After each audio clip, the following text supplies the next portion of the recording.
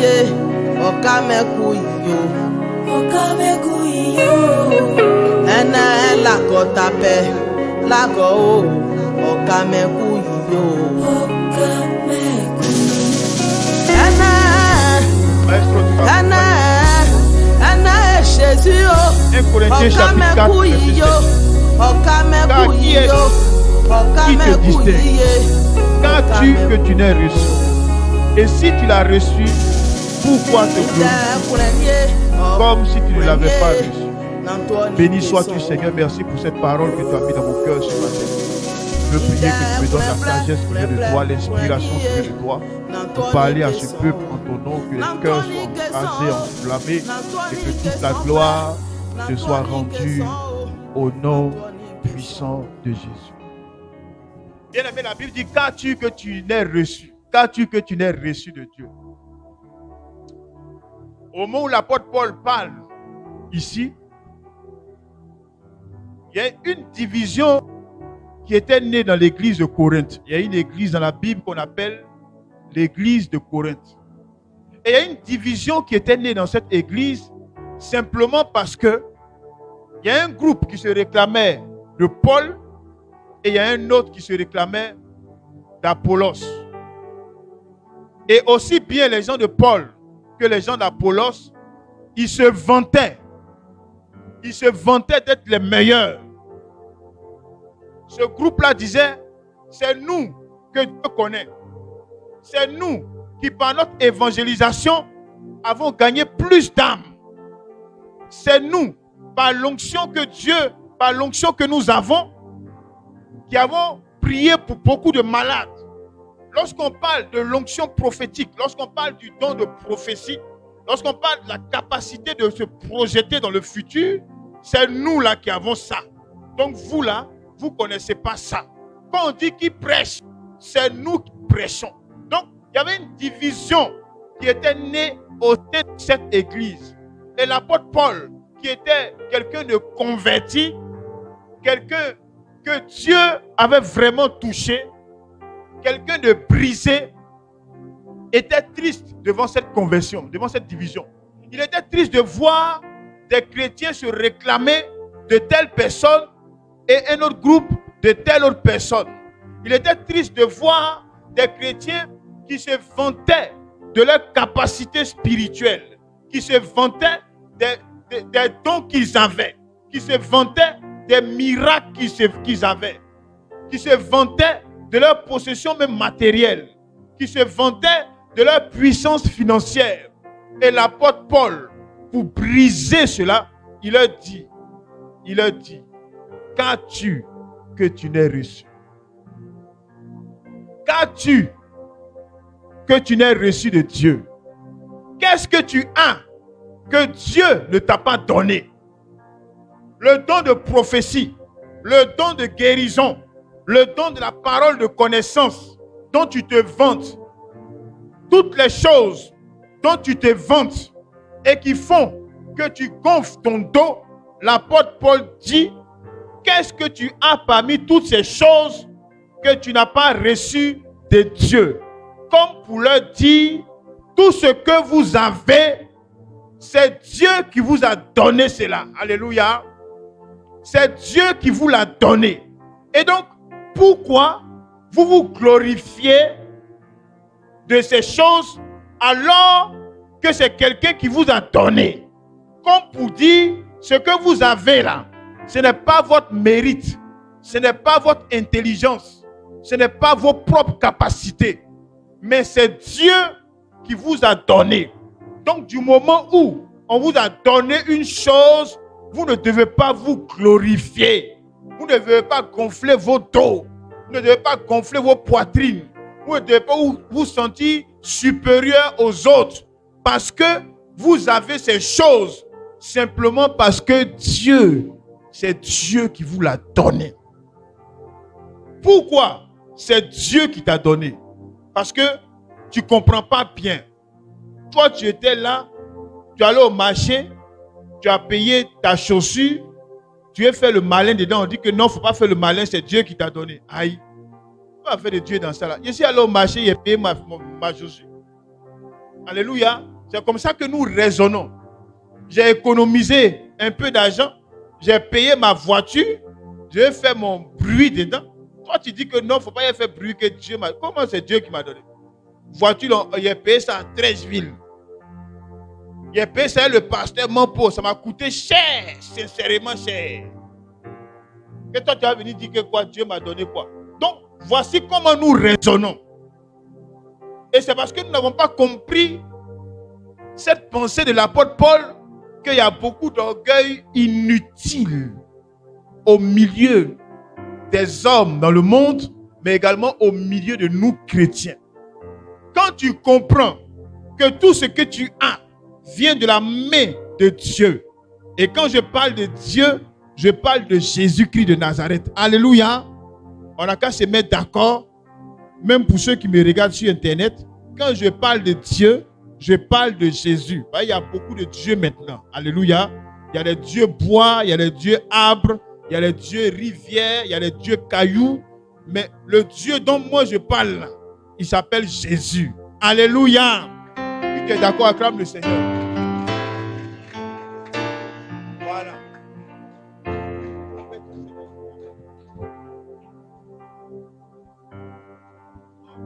Donc, c'est Dieu, c'est ce Dieu-là, Jésus, c'est lui qui nous donne tout. Mais pourquoi la Bible dit, tout ce que nous avons, on ne doit pas devenir orgueilleux, mais on doit rendre grâce à Dieu parce que c'est Dieu qui nous donne ça. Les enfants que nous avons, c'est Dieu qui nous donne. Ce n'est pas parce que tu es trop un bon mari, mais c'est Dieu qui te donne. Le travail que tu as, c'est Dieu qui te donne. Tout ce que nous avons, nous l'avons de la main de Dieu. Pourquoi nous avons de la main de Dieu? Je vais vous expliquer cela.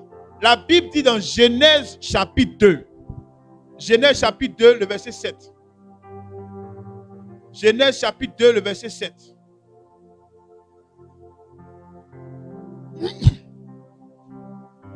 La Bible dit dans Genèse chapitre 2, le verset 7. Que l'Éternel forma l'homme de la poussière de la terre. Il souffla dans ses narines un souffle de vie et l'homme devint un être vivant. Vous comprenez? L'homme devint un être vivant. Quand Dieu a créé l'homme avec la terre, l'homme était inerte. L'homme ne pouvait rien faire. Et c'est quand Dieu a soufflé dans l'homme, il a soufflé, il a fait.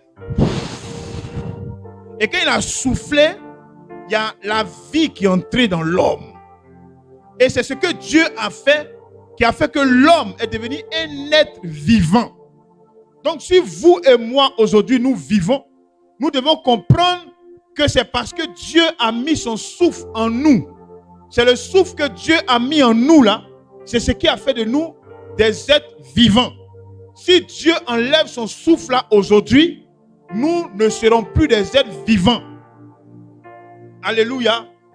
Et de la même façon que Dieu a mis ce souffle en toi, il a mis ce souffle là en tous les hommes.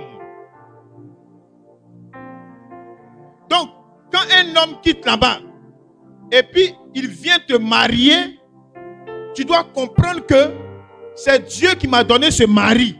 Pourquoi? Parce que avant qu'il vienne te voir, si Dieu lui avait dit donne mon souffle, si Dieu enlevait son souffle là, il allait te trouver où pour te marier? Alléluia. Est-ce que tu comprends ça? Si Dieu avait pris son souffle qu'il a donné à celui qui est venu te marier là, pour dire pardon, donne mon souffle, et puis il faut aller marier maintenant s'il y a voir. Il allait te trouver où pour te marier? Il était à la morgue. C'est pourquoi lorsque tu as une bénédiction qui vient à toi, tu dois avoir la pensée de l'humilité pour comprendre que c'est parce que Dieu a laissé son souffle dans cet homme-là, que cet homme-là, il a pu marcher et qu'on a pu se croiser. C'est parce que même Dieu même, il a laissé son souffle en toi, que toi-même tu as pu terrer ton corps et puis marcher comme ça. Tu vois? Et puis quand il t'a vu marcher comme ça, il a dit que voilà la femme que je veux. Mais c'est parce que Dieu a mis son souffle en toi. Si Dieu retire son souffle, tu ne peux pas faire cette démarche-là. Tu vois? Tu ne peux plus faire cette démarche. Donc du coup, aucun homme ne va te regarder. C'est pourquoi tu dois comprendre que si un homme vient vers toi pour te marier, ce n'est pas parce que tu es trop belle. Ce n'est pas parce que tu es trop jolie. Nous, on doit dire, la fille est belle. Mais toi, tu dois dire, c'est simplement la grâce de Dieu qui m'a donné cet homme. Tu ne dois jamais penser que tu mérites une chose. Tu ne mérites rien du tout. Moi non plus, je ne mérite rien du tout. Tout ce que nous avons, c'est la main de Dieu qui nous l'a donné. C'est parce qu'il y a son souffle en nous. C'est pourquoi la Bible dit, qu'as-tu que tu n'aies reçu de Dieu? Si quelqu'un te donne de l'argent, tu dois bénir le Seigneur. Parce que si Dieu enlevait son souffle en cette personne, il ne pourrait pas te donner cet argent. C'est pourquoi quand tu reçois le bienfait de la main d'un homme, que tes yeux ne soient pas sur cet homme. Mais même si tu remercies cette personne, tu dois également remercier Dieu. Tu ne peux pas remercier seulement l'homme. Peu importe les bienfaits de l'homme dans ta vie, tu ne peux pas te contenter de venir dire seulement merci à l'homme. Quand tu le fais ainsi, ça irrite Dieu. Quand tu le fais ainsi, ça énerve Dieu. Parce que tu es en train de dire que tu as reçu ça de l'homme. Or, c'est de Dieu que tu as reçu parce que c'est Dieu qui a maintenu son souffle en la personne pour qu'elle puisse poser cette action-là vis-à-vis de toi. Alléluia. Alléluia. Il y a un premier ministre qui est mort dans ce pays. Nous tous, on a tous regretté sa mort. Mais quand il est arrivé à l'aéroport, vous avez écouté son discours. Il a dit merci au président. Il a dit merci aux médecins. Il a dit merci à tout le monde. Il n'a pas dit merci à Dieu. Il n'a pas dit merci à Dieu. Et quand les hommes qu'il a remerciés étaient impuissants pour le sauver, il ne restait plus que Dieu seul. Mais comme il n'y avait pas Dieu dans l'affaire, Dieu n'a pas mis sa main dedans. Faites attention quand vos regards sont tournés vers les hommes. Considérez-vous toujours comme rien devant Dieu. Dites-vous que vous n'êtes rien devant Dieu. Le travail que tu as, c'est Dieu qui t'a donné. Parce que si Dieu avait tué ton patron, il n'allait jamais te voir pour t'embaucher. Si Dieu avait pris son souffle, il n'allait jamais t'embaucher. Donc même quand tu travailles, que le travail ne te détourne pas de Dieu. Parce que c'est Dieu qui t'a donné ce travail. L'argent que tu as aujourd'hui, c'est Dieu qui t'a donné. Les maisons que tu peux construire, même si les hommes te félicitent, toi dis, c'est la grâce de Dieu simplement. Dieu m'a donné une maison. Dieu m'a donné une voiture. Dieu m'a donné ceci, cela. Qu'est-ce que nous avons qui ne vient pas de la main de Dieu? Même si tu sais jouer au football, dis c'est la grâce de Dieu. La Bible dit, qu'as-tu que tu as, que tu n'aies reçu de Dieu? Ça veut dire, tout ce que nous avons là, la Bible dit, nous avons reçu ça de Dieu. Point. Donc nous devons marcher dans cette humilité-là. Aujourd'hui, c'est quand même triste de voir que les chrétiens ont placé tout au-dessus de Dieu. Dans cette nation, les chrétiens ont mis tout au-dessus de Dieu. Il suffit qu'il ait un petit travail, qu'il n'a plus le temps pour Dieu. Il respecte son patron plus même que Dieu qui lui a donné ce travail. Parce qu'il croit que c'est son patron qui lui a donné ce travail. Il peut arriver en retard à l'église, mais il ne peut jamais arriver en retard au travail. Il peut se réveiller à 2h du matin pour s'apprêter, pour arriver au travail à 7h30. Mais à l'église, l'heure du culte est à 9h. C'est même à partir de 9h00 même qu'il commence à se laver chez lui à la maison. Qu'as-tu que tu n'aies reçu? Tout ce que tu l'as, ce n'est pas un homme qui te l'a donné, frère. Il faut que tu changes ta mentalité, ta façon de raisonner si tu veux aller loin avec Dieu. La bénédiction de la vie chrétienne, ce n'est pas une affaire de proclamer. Tu te réveilles la nuit, tu brises, tu brises, tu brises, tu brises. Ce n'est pas une affaire de brisement, de briser la sorcière. La vieille qui revient, pardon, laisse-la va dormir un peu, pardon. Elle t'a provoqué un peu, tu as envoyé trop de feu, c'est bon. Maintenant, assieds-toi, écoute ce que l'Esprit te dit. Ce n'est pas dans ça que se trouve le bonheur en Jésus, la bénédiction. La bénédiction se trouve dans un renouvellement de mentalité.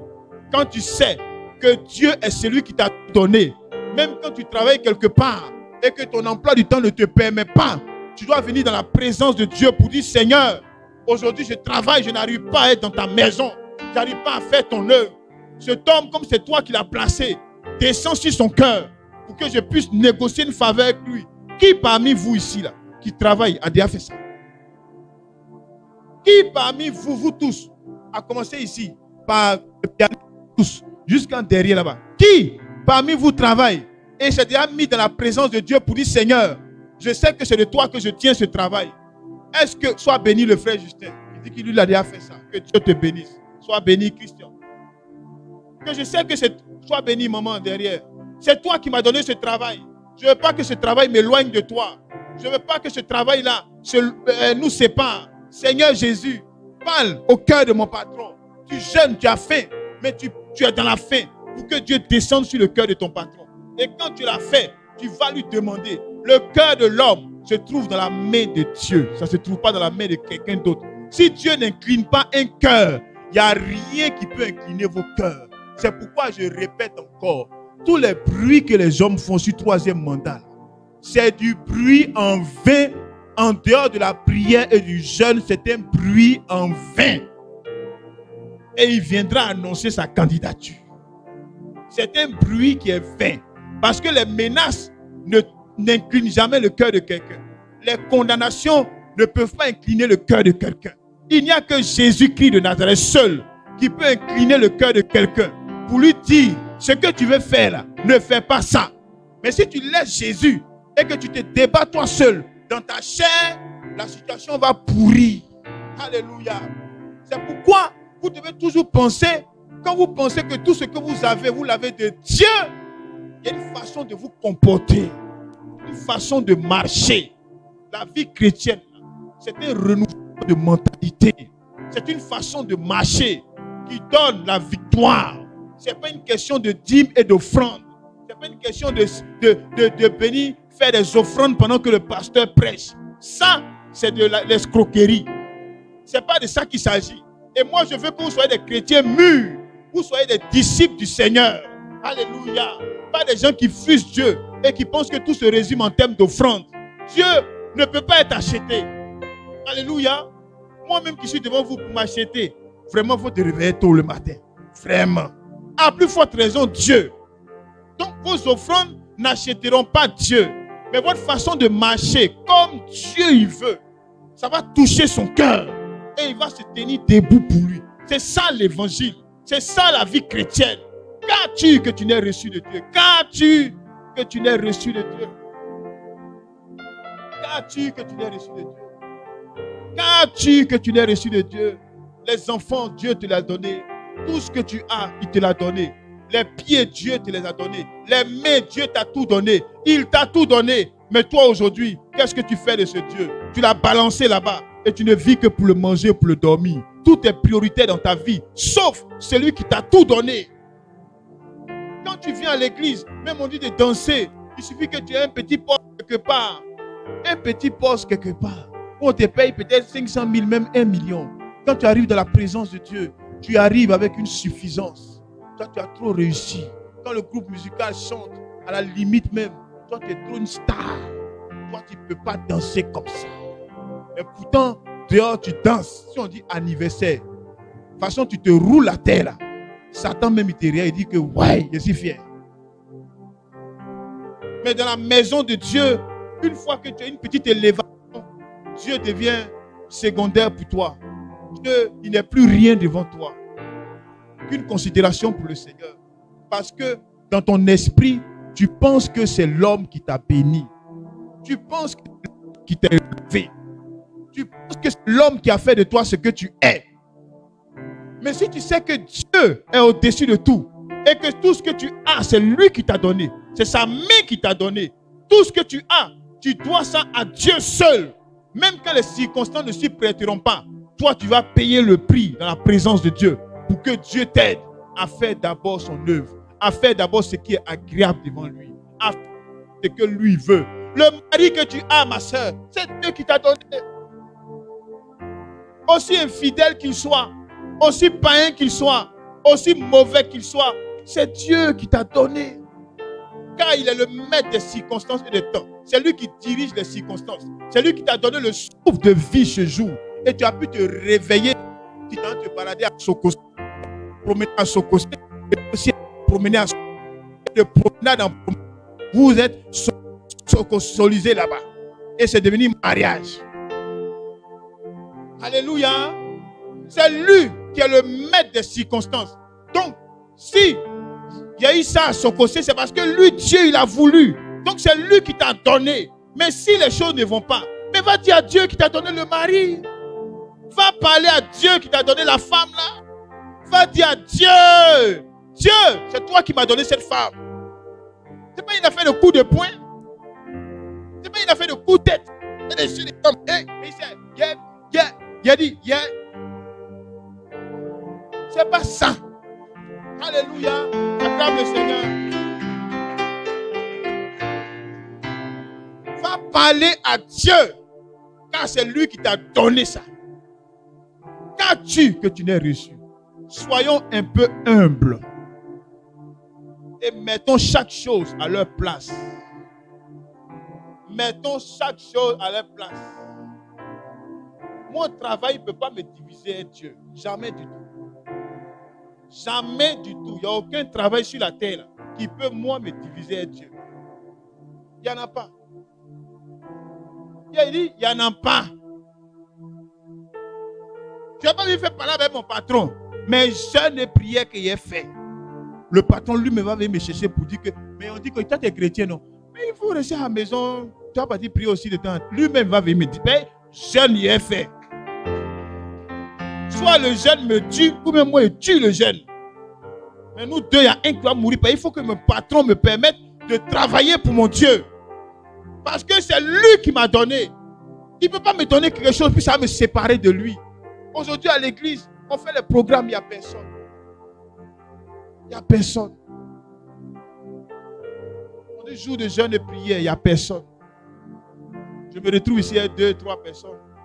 Je salue mon fils Christian et puis sa femme. Ils sont d'une fidélité, ils sont d'une loyauté que je vais honorer ce matin. Devant vous tous. Ils sont toujours là. On dit coup à 19h, ils sont toujours là. Pendant que vous, beaucoup parmi vous, ont mis le travail sur la tête. Ils n'apparaissent plus à l'église. Beaucoup parmi vous, vous êtes concernés. Tous mes enfants qui sont ici, aussi bien ici que mon fils Mampo, vous tous, vous êtes concernés, vous, il pas. Si dans ton cœur, tu dis c'est de toi, oui, c'est de toi qu'il parle. C'est de toi que dans ton cœur, tu dis que c'est de moi il parle. C'est de toi il parle. Tout ce que vous avez, vous l'avez de Dieu. Donc n'oubliez pas cette reconnaissance que vous avez de Dieu.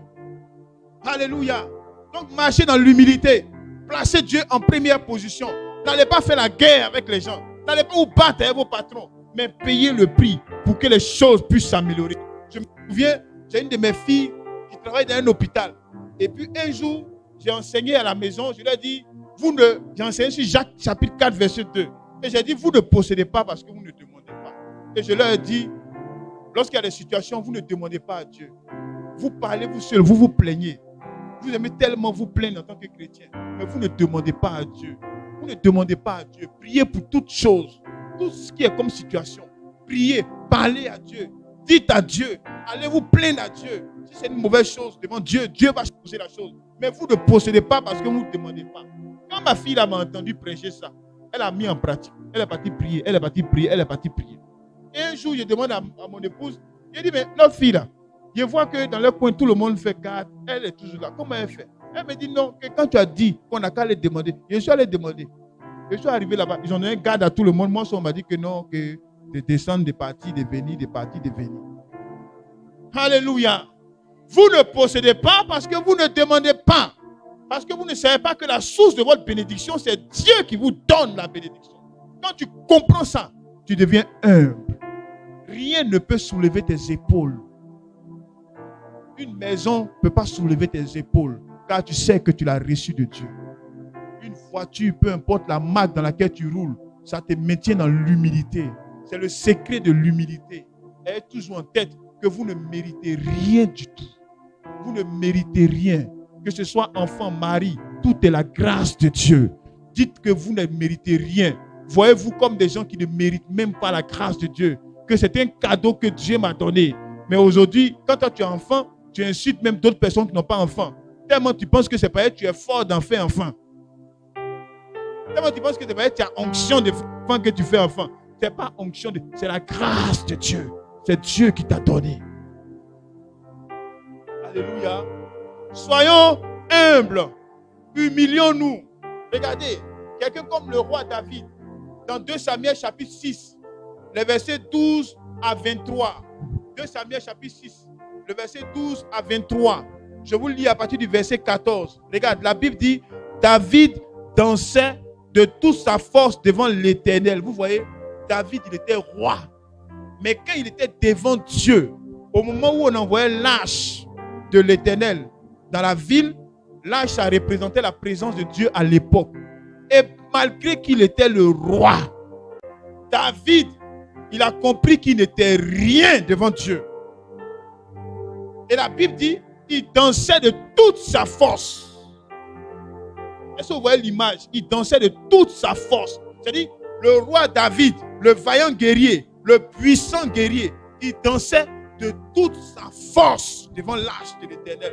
Parce qu'il a compris qu'il n'était rien du tout. Il a compris que lui, David, son affaire de roi, là, c'est celui devant qui il dansait, là, qui lui a donné affaire de roi, qu'il a rendu roi, qu'il a établi roi. Donc lui, David, il se disait, mais qui suis-je devant celui-même qui a fait de moi ce que je suis? Moi, David, je suis quoi? Je suis rien du tout. Alléluia. Et au verset 16, la Bible dit, comme l'ange de l'Éternel entrait dans la cité de David, Michal, la fille de Saül, regardait par la fenêtre et voyant le roi David sauter et danser devant l'Éternel, elle le méprisa.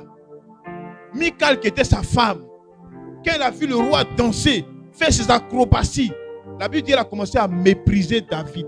Parce qu'elle s'est dit, comment un roi peut danser comme ça? Comment un roi peut se comporter comme ça? Comment un roi peut se trémousser comme ça? Un roi! Et David, lui, savait que roi, là, ce n'est rien du tout parce qu'il danse devant celui qui l'a fait roi.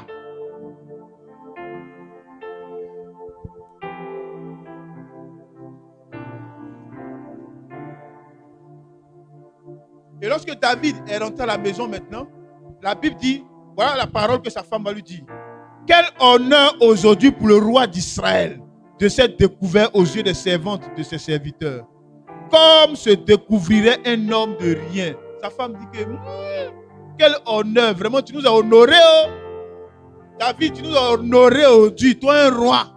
Regarde comment tu allais danser devant des serviteurs. Mais David, mais vraiment tu nous as honorés. Comme pour dire, mais David, tu nous as fait honte, oh Dieu, ton comportement là. Toi un roi, tu danses bêtement comme ça. Bêtement comme ça. Et David de lui répondre. Il dit, c'est devant l'Éternel qui m'a choisi de préférence à ton père et à toute sa maison pour m'établir chef sur le peuple de l'Éternel, sur Israël. C'est devant l'Éternel que j'ai dansé. Et il dit, je veux paraître encore plus vil que cela et m'abaisser à mes propres yeux. Il dit, c'est devant l'Éternel que j'ai dansé. Que danse qui est fait là. Mais ça, c'est trop petit même. Je veux gâter encore même devant l'Éternel. Parce que c'est lui qui m'a choisi. C'est lui qui m'a élevé. Voyez l'humilité de cœur de David. C'est pourquoi Dieu lui a dit, tu es l'homme selon mon cœur. Parce qu'il savait qu'il tenait sa royauté de Dieu. C'est Dieu qui l'a rendu roi. C'est pourquoi la Bible dit, qu'as-tu que tu n'as reçu de Dieu? Qu'est-ce que tu as que tu n'as reçu de Dieu? Qu'est-ce que tu as que tu n'as reçu de Dieu? La belle voix que tu as, c'est Dieu qui t'a donné. Tout ce que tu as, c'est Dieu qui t'a donné. À partir d'aujourd'hui, arrête de t'enorgueillir. Arrête d'être orgueilleux inutilement. Et marche dans l'humilité. Marche avec humilité. Parle avec humilité.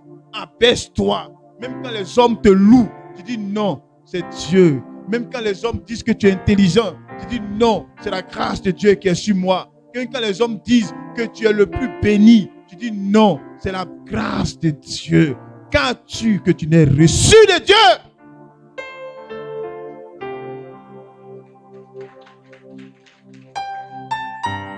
Alléluia.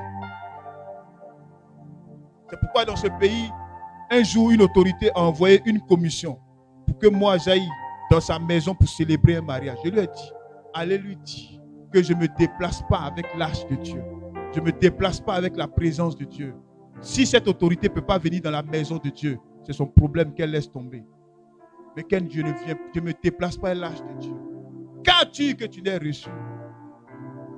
Tu as autorité, mais tu n'es pas plus que Dieu. Tu as autorité, mais il y a autorité là. Derrière autorité, il y a autorité. Alléluia. Soyez des chrétiens. Soyez fiers de votre Dieu. Ne transigez pas quand on veut rabaisser votre Dieu. Ne vous inclinez pas devant les hommes quand on veut rabaisser votre Dieu. Quand les gens veulent se mettre au-dessus de votre Dieu, ne permettez pas cela. Ne vous inclinez pas. Il a dit autorité ou pas. Mais 2 pieds n'arriveront pas chez vous pour célébrer rien qu'un mariage. Jamais du tout. L'autorité se déplace. Il vient me trouver ici dans le cycle au bois. On fait le mariage ici. Dieu est ici. On fait ici. Mais on ne prend pas Dieu pour aller chez l'autorité. On ne fait pas ça. Alléluia. Ils sont allés lui dire.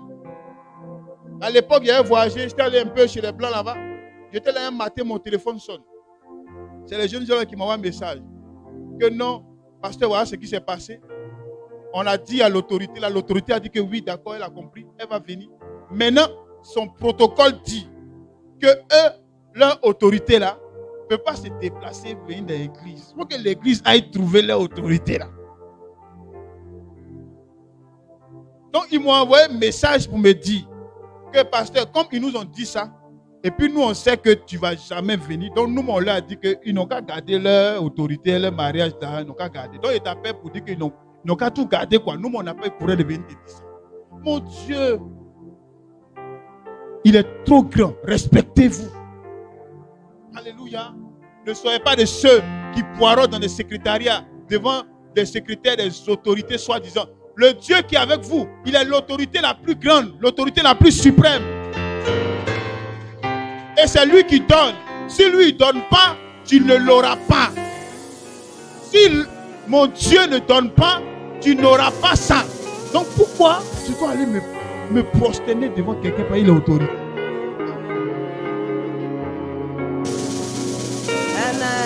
Alléluia. Les garçons pour Jésus. Que Dieu te bénisse. Jésus,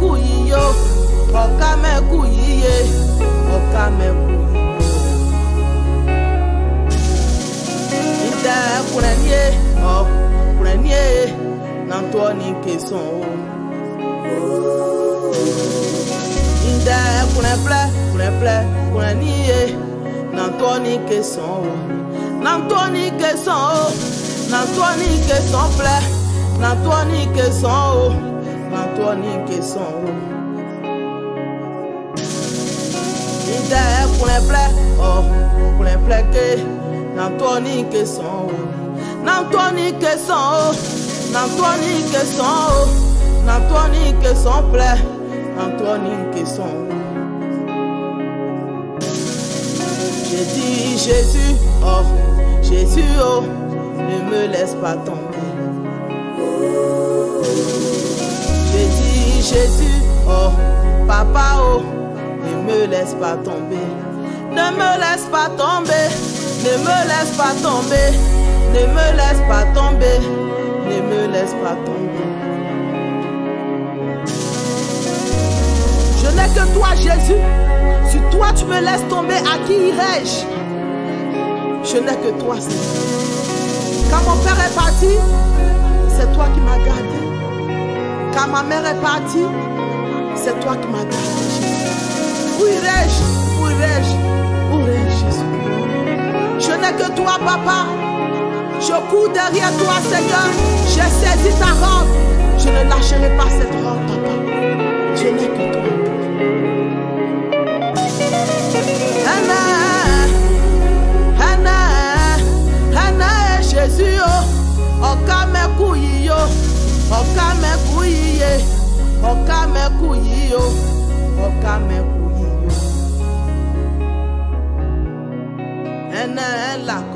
tabe lago oka meku yo